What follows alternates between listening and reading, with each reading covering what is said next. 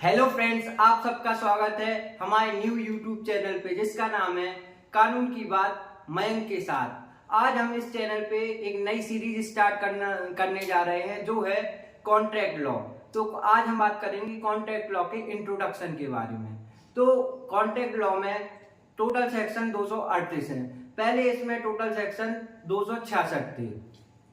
अब पहले इसमें पूरे टोटल 11 अध्याय थे और अब इसमें 10 अध्याय हैं। इसे प्रारंभिक धारा 1 और धारा 2 है। फिर अध्याय 1 है जो है संविदा की प्रस्तावना की संसूचना, प्रतिग्रहण, प्रतिसंग्रहण के बारे में। फिर है अध्याय 2 जो है संविदा, शून्यकरणीय संविदा और शून्य संविदा के बारे में है, जो धारा 10 से लेके धारा 30 तक है। फिर है अध्याय 3 जो है समाश्रित संविदा, जिसे हम धारा 31 से लेके धारा 36 तक देखते हैं। फिर है अध्याय 4 संविदाओं के पालन के विषय में, जो धारा 37 से लेके 67 तक है।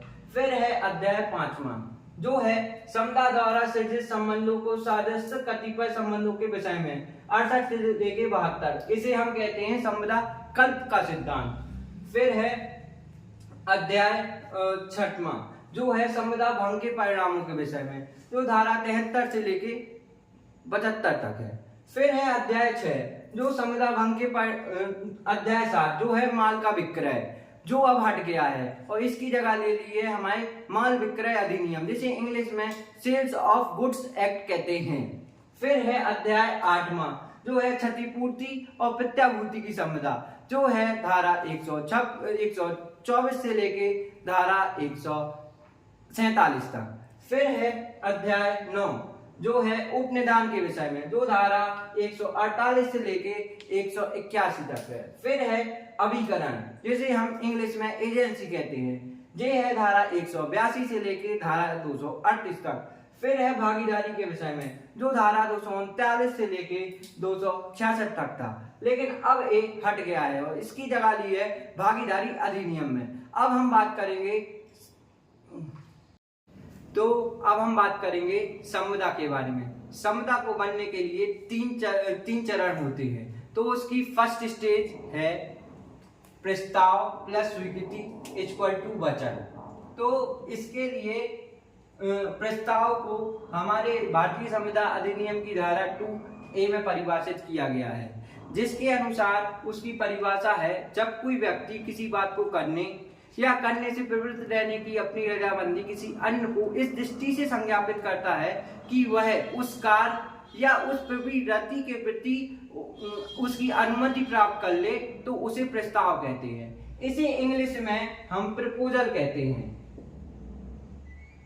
लिखा है, इसे इंग्लिश में हम प्रपोजल कहते हैं। फिर जब ये प्रपोजल हो जाता है तो उसके बाद जिस व्यक्ति को प्रपोजल किया गया है, प्रस्ताव किया गया है, अगर वह उसे स्वीकार करता है, जो 2B में इसकी स्वीकृति के बारे में बताया गया है, तब वह बनता है वचन। इसे हम एग्जाम्पल से समझते हैं कि जैसे क्या आप मुझे कार बेचेंगे, यह एक प्रस्ताव है। फिर इसमें इनने कहा हाँ हम कार बेचेंगे, तो यह हो गया वचन। फिर आता है इसका दूसरा चरण जो है वचन प्लस प्रतिफल, यानी कि promise plus consideration equal to agreement. तो इसे वचन को हमारे भारतीय संविदा अधिनियम की धारा 2B में ही परिभाषित किया गया है।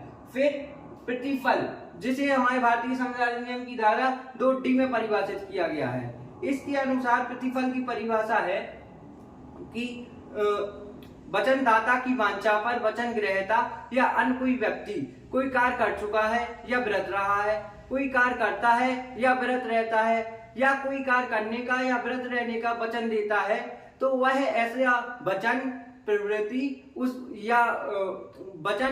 उस कार्य के लिए प्रतिफल है। फिर इसके बारे में हम बात करते हैं तृतीय चरण के बारे में। करार प्लस विधि द्वारा प्रवर्तनीय इक्वल टू संविदा, यानी कि इधर पे वचन प्लस प्रतिफल इक्वल टू करार हुआ था। अब हम करार होते हैं तो सारे करार संविदा नहीं हो जाते हैं। उसके लिए विधि द्वारा परिवर्तनीय होना जरूरी है। तो विधि द्वारा परिवर्तनीय के लिए हमें भारतीय संविदा अधिनियम की धारा 10 में जाना पड़ेगा। चलिए चलते हैं।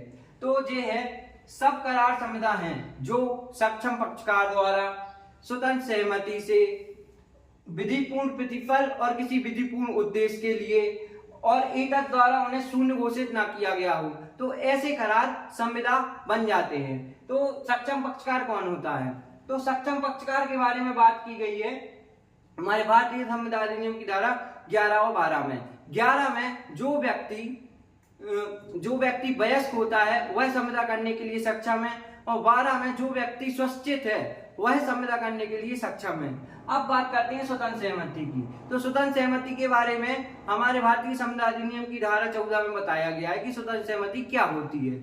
फिर इसके बाद हम बात करते हैं विधिपूर्ण प्रतिफल और विधिपूर्ण उद्देश्य। तो इसके बारे में प्रावधान हमारे भारतीय संविदा अधिनियम की धारा 23 में बताया गया है, जिसके अनुसार क्या विधिपूर्ण उद्देश्य है और क्या विधिपूर्ण प्रतिफल है। तो इसके लिए उसमें बताया गया है जो विधि द्वारा निषिद्ध ना हो, जो विधि के उपबंधों को विफल ना करे, जो कपटपूर्ण ना हो, जो शरीर या संपत्ति को हानि ना पहुंचाए। जैसे शरीर या संपत्ति को हानि ना पहुंचाए, जैसे कोई कहे कि इसको जाके मार दो तब जाके हम तुम्हें 10,000 रुपए देंगे, ये करार है, लेकिन यह विधि द्वारा परिवर्तनीय करार नहीं है। फिर है न्यायालय उसे अनैतिक और लोक नीति के विरुद्ध माने।